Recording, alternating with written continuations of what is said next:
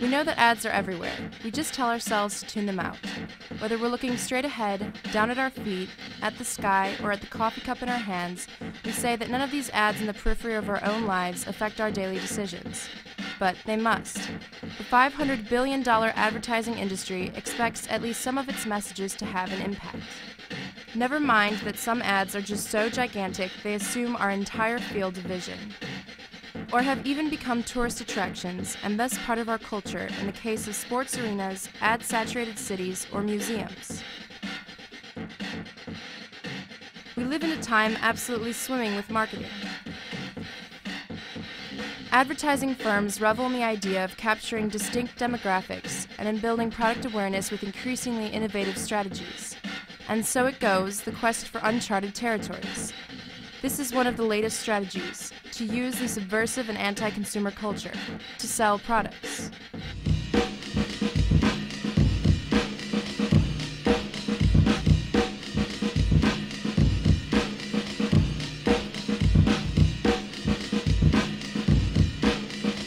Street art began in the late 1970s as a way for urban residents to reclaim their neighborhoods and to interrupt the cold and calculated environment surrounding them.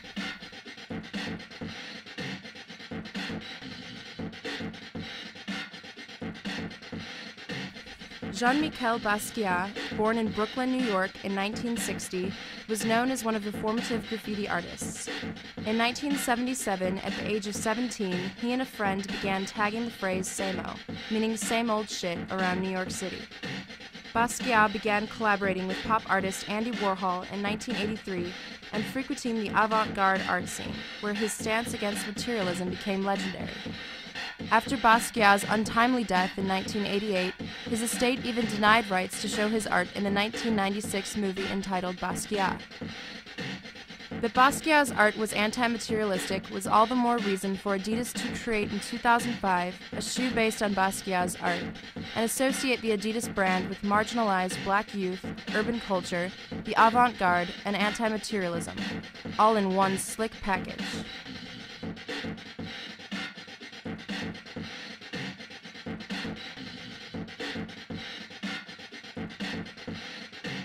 Minor Threat is an early 1980s band from DC, noted for its anti-corporate, anti-substance stance, and for influencing the straight edge movement, which is based upon abstaining from tobacco, drugs, and alcohol. Nike started co-opting the band's subversive image and message by creating this poster for the company's skateboard tour. Cool, Nike was now straight edge. But fans cried foul. Nike retracted the ad, and the band's former label, Discord Records, sued, and generated an appropriately scathing reaction for the short-lived campaign. Nike had gone illegal, off-color. Nike was even more cool.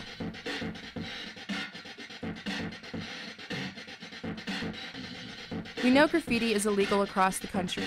Given our previous examples, what's stopping corporations from using this edgy tactic to attract certain markets? Brands such as BP, Snapple, and Hummer have hired the well-known graffiti artist Tats Crew, a group established in New York City in the early 1980s that are known to create colorful, irreverent murals critiquing life in the Bronx. These M&M murals say, "We're offensive, we're illegal, we're revolutionary." If the art is defaced by other street artists, even better. It gives the advertisers street cred they might not otherwise receive if their ads are entirely ignored.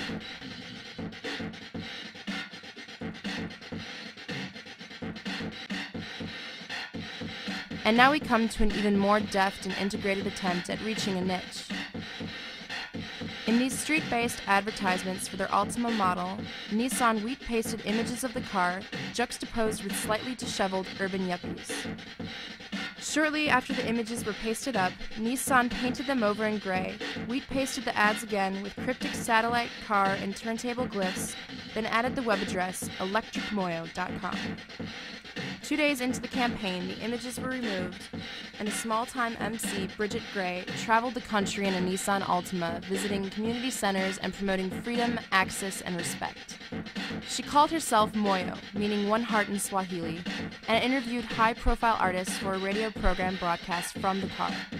Her journey was documented on 7 channels owned by urban station conglomerate Radio 1, and also on electricmoyo.com, as she traveled cross-country. The campaign was so short that people likely didn't realize its position as a calculated marketing appeal aligned with hip-hop. Its integration into urban radio culture was virtually seamless. Advertisers' innovative construction of seamlessness is also a little alarming, as the search for untouched spaces continues. Is the message subversive, resistant, revolutionary? If so, it might be honest and by real people, or just an advertisement.